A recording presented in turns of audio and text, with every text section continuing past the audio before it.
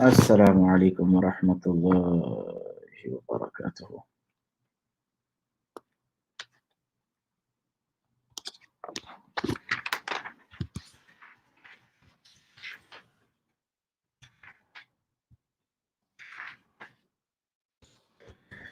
باب تحريم سماع الغيبة وأمر من سمع غيبة محرمة بردها والإنكار على قائلها فإن عجز أو لم تقبل منه فارق ذلك المجلس إن أمكنه. The chapter of the forbiddance of backbiting, and what do you do if someone is backbiting around you? How do you respond to it? What should you do in that gathering? Allah subhanahu wa ta'ala says, وَإِذَا سَمِعُوا اللَّغْوَ أَعْرَضُوا عَنْهُ. That when they hear things, وَعَلَيْكُمُ السَّلَامُ وَرَحْمَةُ اللَّهِ, when they hear things that are inappropriate or they hear wrong things, أَعْرَضُوا عَنْهَا, they turn away from it. قَالَ تَعَالَى وَالَّذِينَ هُمْ عَنِ اللَّغْوِ مُعْرِضُونَ. And those people who are abstinent or turn away from useless and vain discussion, talk. وقال تعالى إن السمع والبصر والفؤاد كل أولئك عنه مسؤولا. Your ears, your sight, your heart, Allah will question you and ask about every single thing. وقال تعالى وإذا رأيت الذين يخوضون في آياتنا فأعرض عنهم حتى يخوضوا في حديث غيره وإما ينسينك الشيطان فلا تقعد بعد الذكرى مع القوم الظالمين. Allah says that if people are talking about bad things and wrong things, then turn away from them until they speak about something else. However, if shaitan makes you slip and you don't realize that you're in the backbiting, you're hearing the slander, you're hearing the ghiba, he says then stand up and leave immediately. Leave that area, close that group chat, put it on mute, ignore those messages, or leave the group chat. وعن عتبان بن مالك رضي الله عنه في حديثه الطويل المشهور الذي تقدم في باب الرجاء قال قام النبي صلى الله عليه وسلم يصلي فقال أين مالك بن دخشم. The Prophet ﷺ was standing and praying and he asked, where is Malik ibn Dukhsham?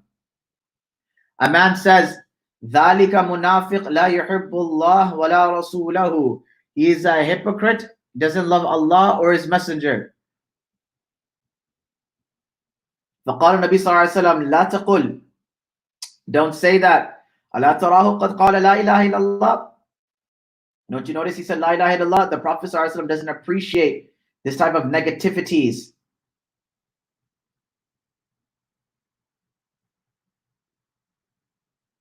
And you can say Itban or Urtaban, both are fine.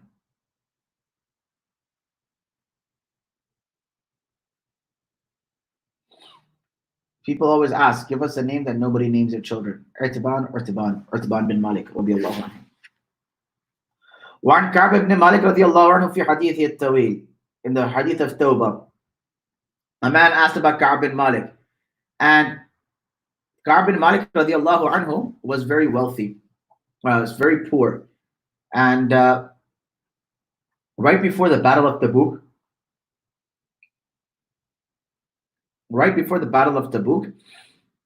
he had wealth, he had everything. However, he procrastinated so much he did not join the battle. And when that happened, the Prophet ﷺ in the army asked, "Where is Ka'b?" And someone said, "Habasahu buradahu wa nadru fi atfayhi." That, oh, the man is just worried about himself. He's selfish. And Mu'adh bin Jabal said, "Bi'sa ma qult." So bad what you said. Don't talk about someone else. Don't you know someone that Allah and His Messenger only spoke good about? Now, what kind of ghiba is permissible? Allah barik fik. May Allah accept. What was yesterday about? Sulaiman alayhi salam?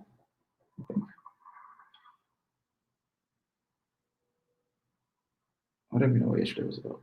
Musa alayhi salam. اعلم أن الغيبة تباح لغرض صحيح شرعي لا يمكن الوصول إليه إلا بها وهو ستة أسباب. Now there are 6 reasons you can backbite someone. Okay? How many reasons are there? 6. How many of you guys are on here so that I know?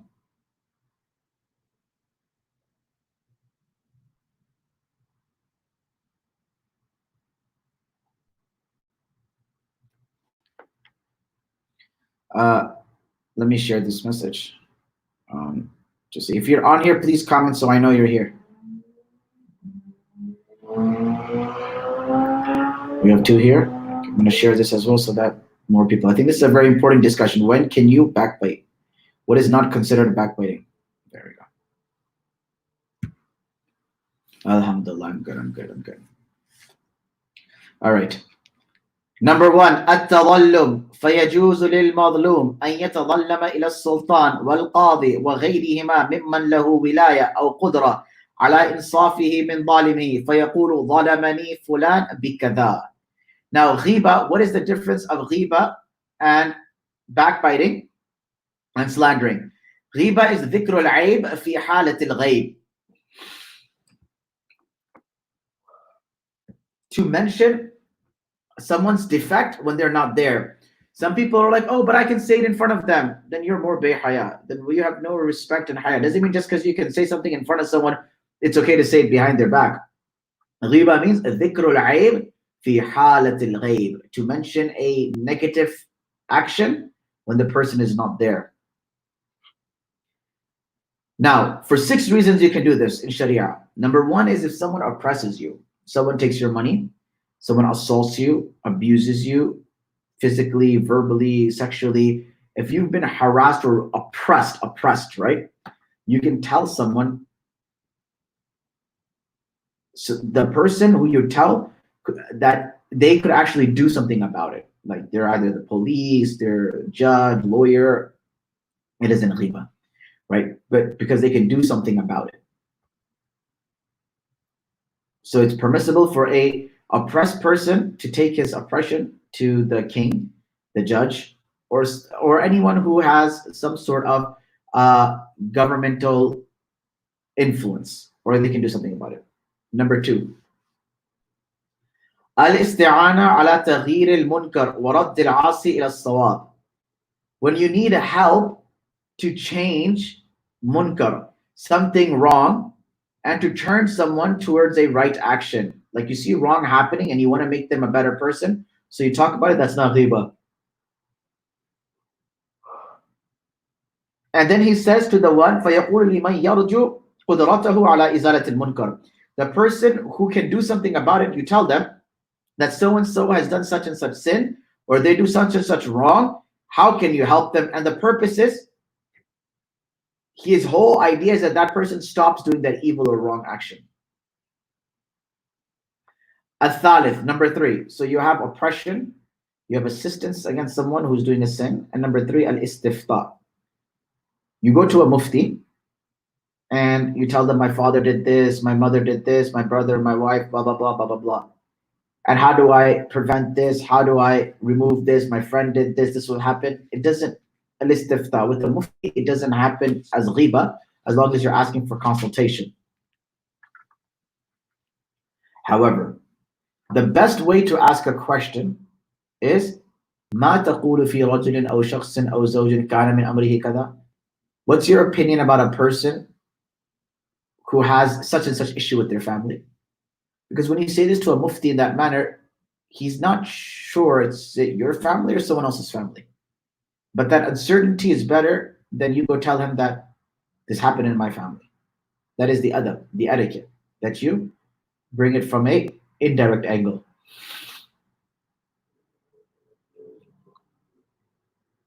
الرابع تحذير المسلمين من الشر ونصيحتهم. Warning the believers of an evil and advise them. And that's in few ways. Number 1, when we are going through the ahadith, there's a chain of narration. So for example, I heard this hadith from my teacher Mufti Rada, who heard it from his teacher Sheikh Nur al-Hassan, who heard it from his teacher Sheikh Amin Gul, who heard it from his teacher Sheikh Thanaullah, who heard it from his teacher Shah Muhammad Ishaq, who heard it from his teacher Shah Abdul Aziz, who heard it from his teacher Shah Waliullah, who heard it from his teacher Sheikh Abu Tahir Kurdi, who heard it from his teacher Sheikh Ibrahim Kurdi, who heard it from his teacher Sheikh Ahmad Qashashi, all the way up to Rasulullah Sallallahu Alaihi Wasallam. So now in the chain of narration, because this has to do with the Prophet Sallallahu Alaihi Wasallam and Islam and religion, that someone can go and critique this and say, well, this person was an honest or this person was a liar, that is completely fine, and that's not ghiba. Or if you are about to get married to someone and you ask about them, or you're about to do business with someone or hiring them, you ask about them. And it is wajib for the person giving advice to be honest and mention the defects that they can. My opinion in this matter is you should not go into detail, but just say, my opinion is against it. I think that's the ihtiyat.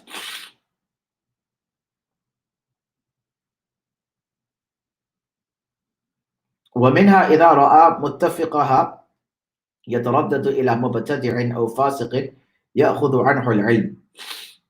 And from there, if he sees متفقها, he sees someone يتردد إلى مبتدع, going towards someone who is a bid'ati, أو فاسق يأخذ عنه العلم, or someone who is a fasiq and who is people are learning from him, then he can tell them. وخاف أن يتضرر المتفقه بذلك, and he believes that there will be more loss with this person. فعليه نصيحته ببيان حاله, then you tell him clearly. بشرط أن يقصد النصيحة, the purpose is نصيحة, وهذا مما يغلظ فيه. وقد يحمل المتكلم بذلك الحسد, sometimes it's jealousy, and may Allah protect and forgive us from jealousy. ويلبس الشيطان عليه ذلك, and shaitan makes him think that, well, you're telling him out of good thoughts, but there is jealousy. ويخيل إليه أنه نصيحة, makes him think it's good advice. فليتفطن لذلك, test it. ومنها ألا يكون له ولاية لا يقوم بها على وجهها, إما بألا يكون صالحا لها, وإما بأن يكون فاسقا أو مغفلا ونحو ذلك. فيجب ذكر ذلك لمن له عليه ولاية عامة ليزيله ويولي من يصلح, ويعلم ذلك منه ليعامله بمقتضى حاله ولا يغتر به, ويسعى في أن يحثه على الاستقامة أو يستبدل به. So he says that test it out, check it out, that are you worried that this person, if instead of me someone else gave this advice, or someone else was the person that rectified it, would it still be a problem? No. So it means that I'm genuine in it. But if it's only me that has the issue, that if you ask someone else they wouldn't have an issue, then it could be a sense of hasad or jealousy.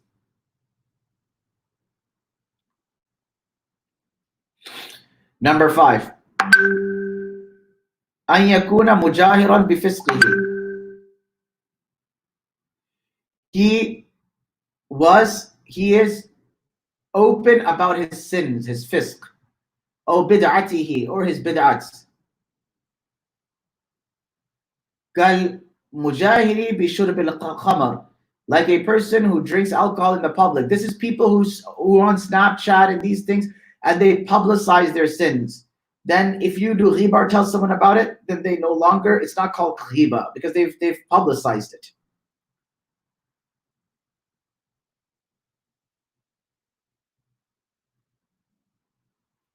Number 6, التعريف.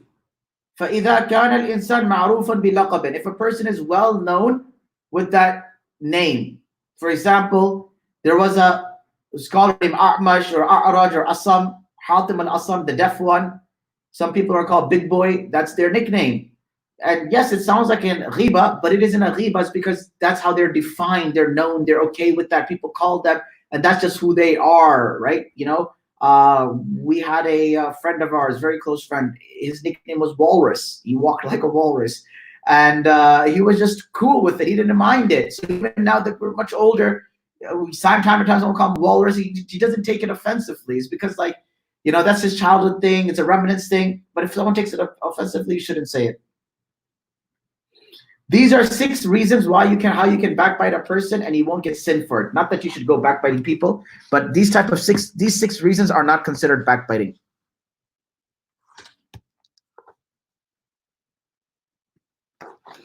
Okay.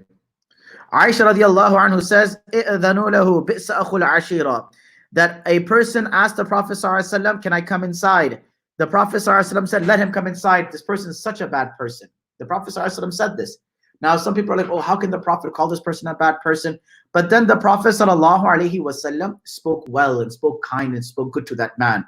There's a difference between someone expressing the reality of an individual behind closed doors and someone telling that, look, this person is not good or not bad. And then you can still have good character with that individual. It's not hypocrisy. That's just hikmah and wisdom.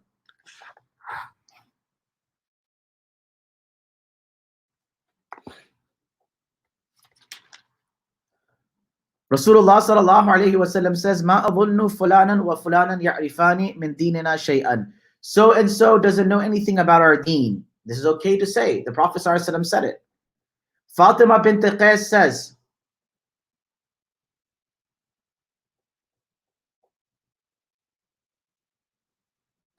she was the sister of Dihaq, and she was his eldest sister by 10 years. And she was from the first people who migrated.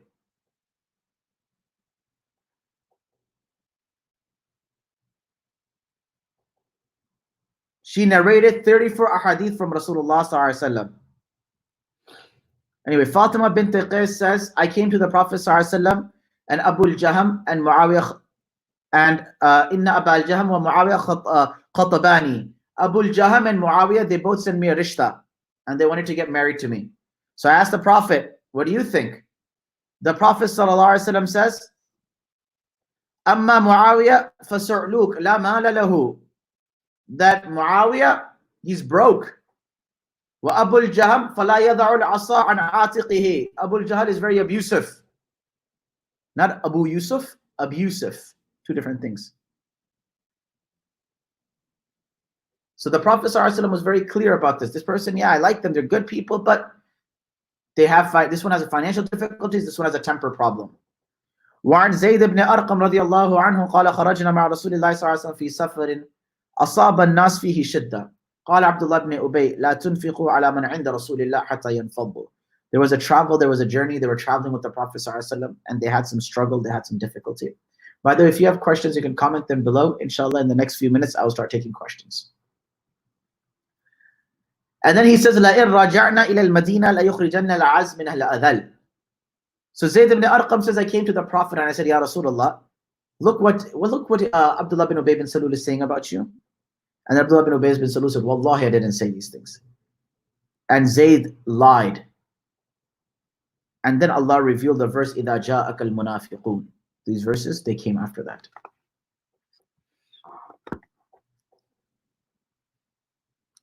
Aisha radiallahu anha says that Hind, the wife of Abu Sufyan,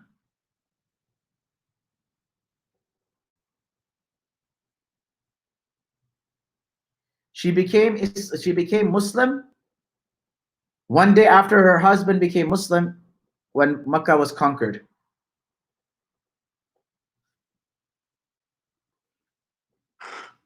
She was the mother of Muawiyah radiallahu anhu. Hind literally means India or Pakistan, Bangladesh. So there was a Sahabiya by the name of India, Pakistan. She says, Abu Sufyan is a frugal man. He doesn't give me much for me and my children. Can I take from him when he doesn't look? The Prophet ﷺ said, you can take as much as your need is. Not your splurge, but your need. So if you live in a family where their expenses are not given and you have a dire need, it is permissible to take your haqq for a wife, not for the children. Don't go steal from your parents. Babu tahrim al-namima.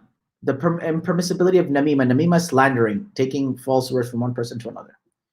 One Hudayfa radiallahu anhu قال قال رسول الله صلى الله عليه وسلم لا يدخل الجنة نمام. The one who slanders others won't enter Jannah. May Allah forgive us for this. Abdullah bin Abbas radiallahu anhu says that the Prophet صلى الله عليه وسلم was walking past a grave and he saw that there was adab taking place in there, punishment. And he said, إنهما لا يعذبان إنهما يعذبان وما يعذبان في كبير. They're both getting adab in their grave, but it's not because of a major sin. Bala innahu kabir. But it is still a big thing. Even though it's not a major sin, they don't think it's big, but it's still big. This one, kana yamshi bin namima. This one was the one that used to talk all the smack in the group chats and slander the people, make up stories and make up things. Wa amma al-akhir fakana la yastabri'u min bawlihi. The other one never used to be cautious of his urine.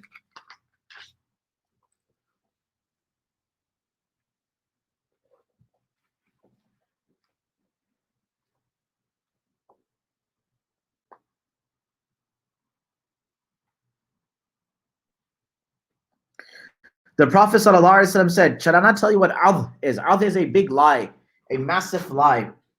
The Prophet ﷺ said that is namima, that is taking false words from one person and transferring it on to other people.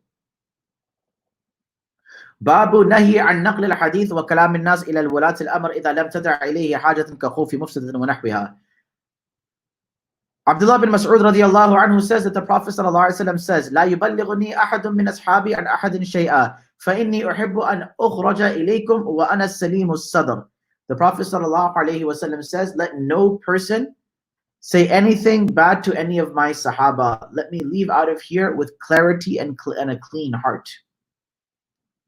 Babu dhammil wajhain. You know two-faced people? The Prophet ﷺ says about the two-faced people, يَسْتَغْفُونَ مِنَ النَّاسِ وَلَا يَسْتَغْفُونَ مِنَ اللَّهِ. They're embarrassed of people, but they're not embarrassed of Allah. وَهُوَ مَعَهُمْ إِذْ يُبَيِّتُونَ مَا لَا يَرْضَى مِنَ الْقَوْلِ. And He is with them when they are not pleased with their words. وَكَانَ اللَّهُ مَا يَعْمَلُونَ مُحِيطًا. And Allah subhanahu wa ta'ala is aware of everything. وعن أبي هريرة رضي الله عنه قال قال رسول الله صلى الله عليه وسلم تجدون الناس معادن. That people are like oars. And this is a very beautiful and a powerful hadith, right? The Prophet talks about individualism. And he says that people are elements. And you know how you have gold and silver? That's how they are. Some are gold, some are silver, some are diamonds, some are platinum, some are nuclear, some are oil, some are just rocks and there's nothing in them. And some are gold, but they're covered in rock. They're diamonds, but they're covered in rock. And with some chiseling and shaving, then you see that diamond is apparent, and then you see that gold is apparent. So they need their tarbiyah done. They say men make diamonds cut diamonds, men make men, or women make women. He says خيارهم في الجاهلية خيارهم في الإسلام. He says that they are people that when they were ignorant, not just jahiliyyah of the Prophet ﷺ, but before they were knowledgeable, they were just genuinely good people. So when they became Muslim, they became even better people. إذا فقهوا, when they have understanding. وتجدون خيار الناس في هذا الشأن أشدهم كراهية له. And you'll find people who are the best of people that they don't like politics. These people they don't like politics. They're not about that life. If they're given it, they accept it, but they don't like it. وَتَجِدُونَ شَرَّ النَّاسِ ذَا الْوَجْهَيْنِ الَّذِي يَأْتِي هَؤُلَاء بِوَجْهٍ وَهَؤُلَاء بِوَجْهٍ. The worst is the two-faced person. He comes in front of some people like this, in front of some people like this. That is the worst type of person. Don't be two-faced.